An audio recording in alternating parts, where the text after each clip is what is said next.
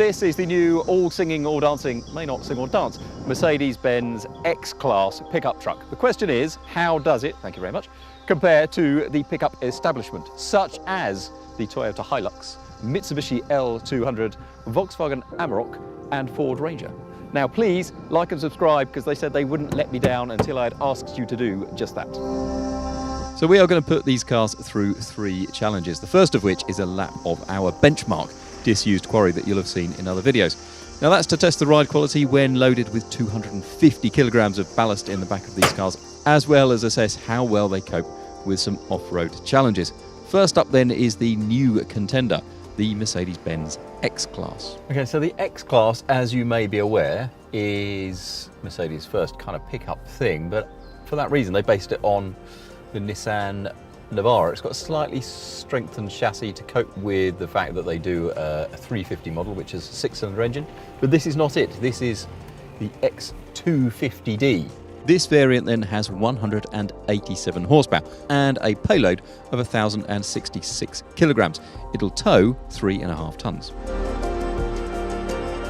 Just going over some moguls now. It rides firmly enough with nothing in the back. It rides a bit more supplely by the time I chuck in 250 kilograms of sand and gravel. The interior is pleasant. Mercedes, when they approached this, they said, well, you know, there are lots of pickups that do the off-road load carrying thing and people use them every day, but wouldn't it be nice to have one of those cars which is actually quite pleasant and classy inside? So this is one of the more expensive pickups. This one is 34 grand in the UK, including VAT. A lot of people won't pay that. It has part-time four-wheel drive with low ratio. Some of the interior, shut it over that a bit, some of the interior elements come from the V-Class van, but it's built on the Nissan Navara line. Crikey. It's not the easiest thing in the world to place. Quite a high window line, and you just see bulge of bonnet. The engine's very quiet though. Can you hear it? I barely can. The turning circle is not bad. Lock to lock it is about 3.5 turns, which would be slow for a typical Mercedes, but not slow for a big pickup truck. It just grounds ever so slightly over these moguls. We'll see how other cars get on versus that in terms of approach, departure, yada yada yada angles. Does it feel like a Mercedes? I think that's the thing. In terms of the interior feel, the infotainment system, yes it does, but there are things that give it away, you know, the very old school, old-fashioned big gear lever, the fact it's got so many turns, locks a lock, and you know, it feels like a pickup truck. As the person who swapped it with me yesterday said, it's pretty crude, mate. Well, it is, but such is a car that can tow 3.5 tons and has a ton load in the back and can fit 5 people back there. So I'm in low ratio. That was pretty easy. Stick it in neutral, electronically switch it. This is an unusual pickup in that it's got multi-link rear suspension. Now it still has a live axle, but most trucks like this have leaf springs. That makes them more rugged, typically. But the Navara, and hence the X-Class, does not. It went over the big thing we think some of the cars might ground on quite nicely. On full lock it grinds a bit in low ratio. That's not surprising. The centre diff is locked. Am I impressed? Reasonably. But the truth will come when we try something else. It's like cricket. There's no good telling just after the first innings. You'll find out once somebody else has batted too. And next into bat is the Ford Ranger, which is one of the lower powered trucks here with just 158 horsepower and 284 pounds-foot, but it's also one of the cheapest. But things are competitive. It doesn't ride too badly with the stuff in the back, but just is scrabbling over the moguls quite a lot of smoke coming out the back, dust coming out the back. Turning circle is good, steering is light. I like the steering actually. Does steer very nicely, very consistently. Ford tends to try and put the same kind of feel into all of its vehicles, whether that's a Fiesta or Mondeo or even, I guess, a Ranger. One of the more dynamic cars to drive. It's got 2.2 litre 4-cylinder engine, 1080 kilo payload. You can tow 3.5 tons with it. In this limited version, it's got the sort of touch screeny thing in the middle. I think the engine's fairly refined, as you would expect a low-ish powered 2.2 diesel to be. Come on, just creep it through. Creep it through, creep it through, creep it through. There we go. A sort of long throttle pedal for creeping around. How's the turning circle? Well, the Ranger's rack is 4 turns lock to lock, but it's actually got quite a good turning circle, so the steering doesn't feel too slow. It's easy to place. I wonder if the visibility's better. It doesn't feel like it's got quite as much girth to it as, say, the X-Class or the Amarok. It's actually quite a relaxing thing to drive, and I don't think it rides too badly. I need neutral, and then via electronic switch, shift to 4x4, low in progress, done. It's pretty quick. Let's see if it will go over the mogul. Oh, I feel like it changed down a gear for me then, but it's a really easy progressive power delivery. Piece of cake. Piece of actual cake. Wouldn't mind a piece of actual cake. And thus ends the Ranger's off-road test. And so then to the Mitsubishi L200, whose steering is quite vague. But it feels fairly narrow, actually, compared to some of the others. And over the moguls. Hello? Hello? Oh. Is there any chance of just, you know... I've got the centre diff locked, and the ESC will not get me over. I'm gonna have to attack this again. That's weird. The stability control on these things, you know, the ABS, effectively you use the same circuit. When you've got an open differential and you can't lock it, what you rely on is the ESC braking one wheel, because otherwise the wheel just spins. So it brakes that wheel, power goes to a wheel that has grip, you get over your moguls. These are not big moguls, and everything else has got over. The Ranger spun its tyres a bit. Well, this time it has got over with a thump, and then another thump as it goes. And that was with the centre diff locked as well. It made a bit of a meal of things, didn't it, there, I thought? The L200 finds itself in the middle of the pack in terms of both outputs, producing 179 horsepower and 317 pound-foot of torque, and in terms of price, because it costs £32,700. So it's a bit weird. This has got the most claustrophobic cabin. The fit and finish is all right for one of these. The infotainment system is quite complicated. And the ride feels quite well controlled, actually, with our test ballast in the back. Let's see. Oh, it's like, turning circle's pretty good, I think. There's a bit of self-centering to the steering. It's not as precise as the Ranger when it comes to this kind of driving. Visibility's okay, but at least it doesn't feel as large as the X-Class. I don't know if it is, it just doesn't feel it. A bit like city cars, all of these trucks are within smidgens of each other. When we do a city car group test, the difference between, say, the shortest and the longest is a matter of millimetres. The difference between the cheapest and the most expensive is a few quid or even less than that.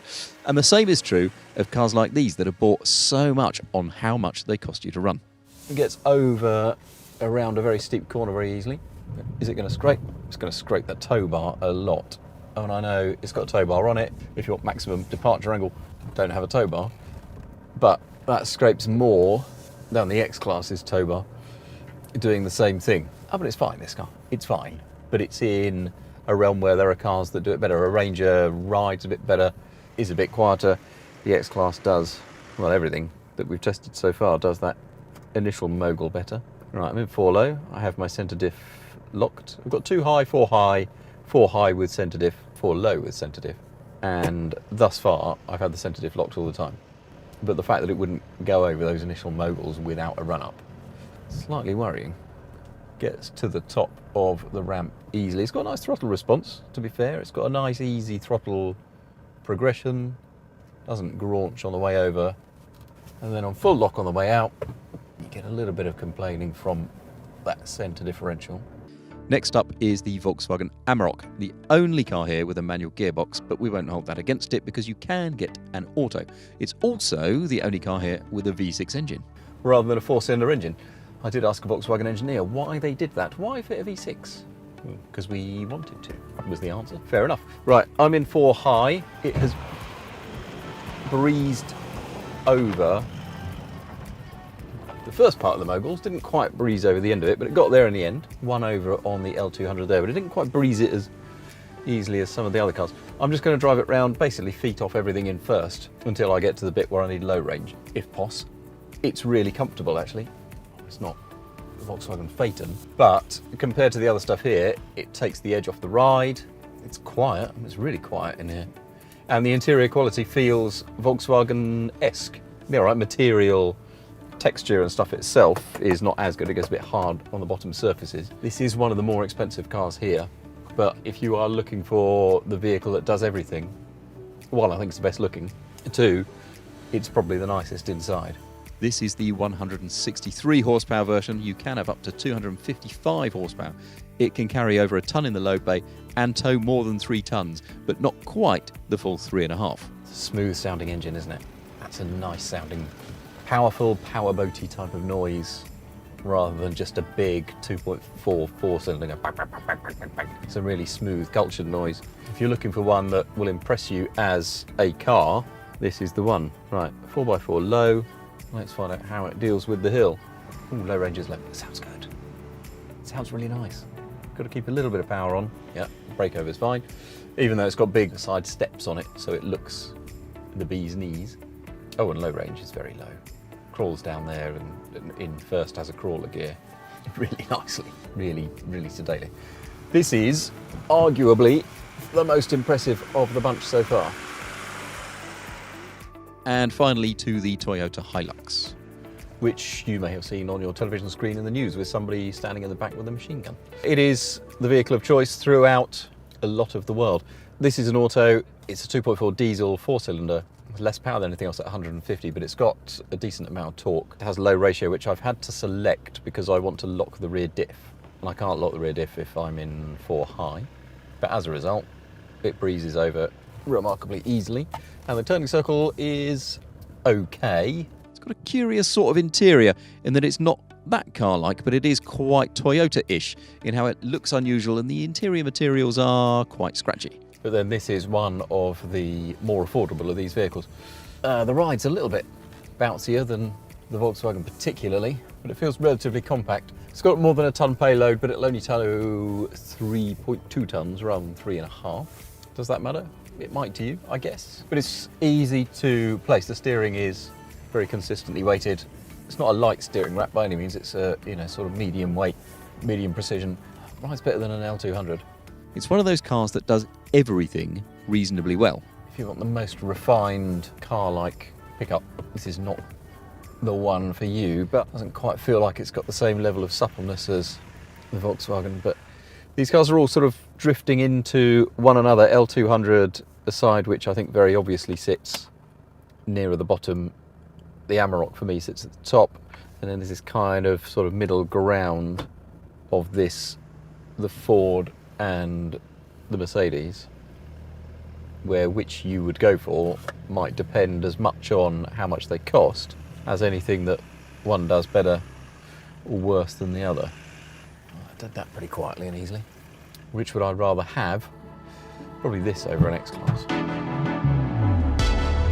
Now we had to start narrowing the trucks down, so we picked a top 3 to send through to round 2. The L200 was eliminated as it refused to go across the smaller moguls on its first run, and the Ranger was left behind because the X-Class is a bit nicer to sit in and performed slightly better off-road. So that elimination leaves 3 cars left over. The Volkswagen Amarok, the Mercedes-Benz X-Class, and the Toyota Hilux. Which brings us to challenge 2, which involves another pickup truck, somewhere between 6 and 10 tons of Unimog.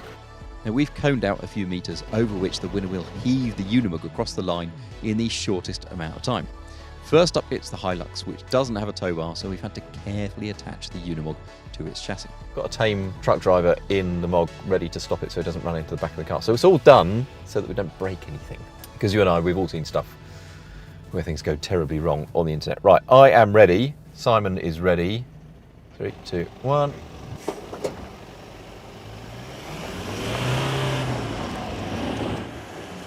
The Hilux drags the Mog over the line in 8.38 seconds, laying down a marker for the Volkswagen Amarok to take on next. I'm going to be a bit gentle on the getaway because this is a manual.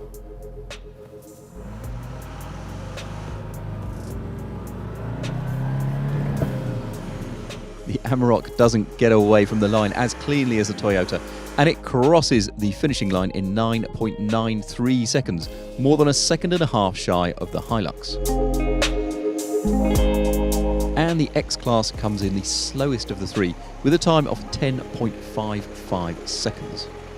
The Amarok is slightly hampered in this test by being a manual rather than an auto, but it's a really good pickup, feeling classy inside and being an excellent all-rounder. The X-Class is a decent pickup, but not ultimately a great Mercedes.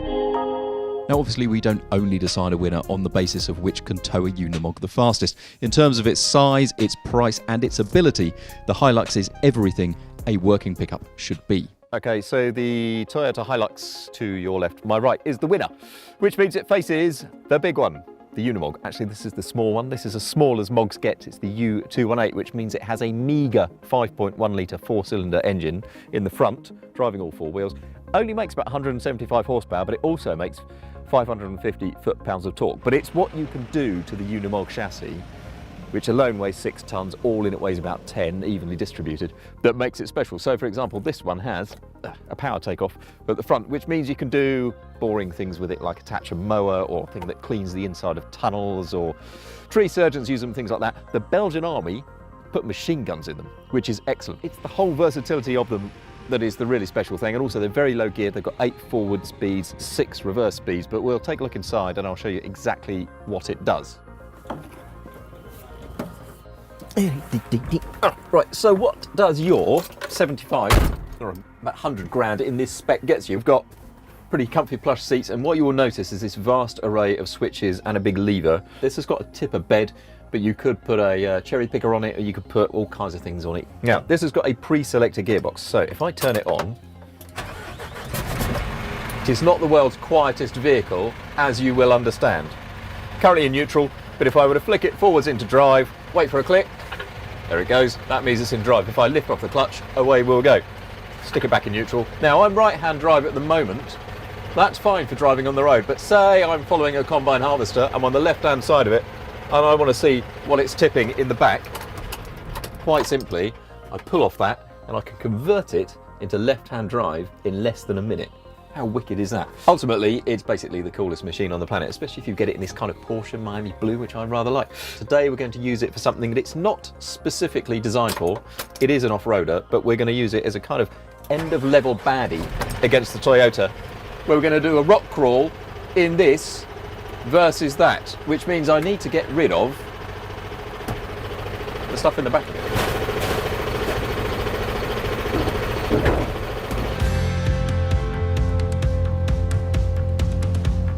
I've got my Sherpas outside showing me what to do. So it does feel a little bit precarious. I'm in first of 8 gears. This is just that's purely on letting the clutch out on idle. Oh, they're looking more interested now. That's amazing. And it just goes up anything. It's quite a long drop to my left, so I'll just make sure I keep an eye on that. There. Oh, I'll get a thumbs up. I'll take that. I'll go second. On the outside of this, there are sort of power takeoffs and hydraulic takeoffs everywhere. There's an airline that you can blow the radiator out with, and in fact the radiator on the side, if say you've got a mower on the side and the radiator is sucking air and grass into it, you can reverse the fan and it blows it out instead. There are cameras front and rear. I think I've got a front camera at the moment showing. The Unimog is not the world's easiest vehicle to creep along really slowly, just because its clutch pedal is really hard to modulate. They do an automatic version, the full auto version. They do a mega off-road version as well, which has got jacked up suspension, bigger wheels and tyres. Mercedes sells around 100 in the UK, dead straight, yeah, dead straight, a year. The brakes are also a bit grabby, and because the cabin is so high and situated so far forwards on the chassis, the sensation is slightly terrifying, feeling as if you might flip over forwards, even though at 10 tonnes and with all of that fairly low down, that is very, very unlikely. Bells. And as well as there's the articulation, of which there is enough, the chassis is designed so that it actually twists slightly as well, so it increases the axle articulation that way. Ground clearance is strong because the differential, which is offset to one side or another, there are live axles front and rear, but to gain more ground clearance, the axle sits above the centre line of the wheel, and then there is a gearbox each side underneath the axle. These lads look very confident from the outside. It feels rather precarious from in here. I mean, if it does fall off these rocks and fall down to the left, it would keep going for several minutes.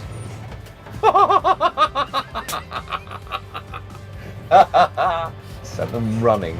Yeah, yeah. Well, that feels among the most terrifying things I've ever done in a motorised vehicle. Let's see how the Hilux gets on. Now, this is not really strictly the remit of a pickup truck, but I think it's a worthy test, and we're going to see how far it gets, see how good as a percentage it is compared to the Unimog. The pedals are much easier to modulate. There's creep when you lift off straight away, obviously, which helps, even more so in low ratio. Haven't got much less power than the Unimog. You do have rather a lot less torque, rather a lot less weight as well, and not quite such low gearing. But I'm making quicker progress already, I think. To be fair, just lift off the brakes, and that is overcoming, oh, stop. That is overcoming rocks just on creep. I'm not putting any throttle on, so it's just on idle. It's just creeping forward on idle. Doing rather well. There's a little bit of consternation outside at the moment, I'm afraid. Simon's doing that, which is the universal sign for you're going to break it if you carry on. This car also has a conventional handbrake, so it's quite a smooth vehicle. That was nice. Just slowly. For a long car, the Hilux copes rather admirably over the rock crawl with good axle articulation and a pretty high ground clearance. This is going well. How would the other pickups get on? I think probably fine. It's easier to turn the wheels when they're up against a rock than it is in the Mog, but that is no great surprise given the size of the wheels on the Unimog, the weight of the wheel, the weight of the chassis against them. You can get a Unimog where you can remotely lower and raise the tyre pressures from inside the cab. That doesn't have it, but it does have an airline, so you can just let the tyres down if you want to, and pump them back up. What does it better? Maybe a Jeep Wrangler, maybe the short wheelbase Toyota Land Cruiser, but those things aside, the Hilux is as impressive a car as we've come across. Bear in mind that the Hilux is 30-something thousand pounds before options, not 75 before options plus VAT. I'm seriously impressed.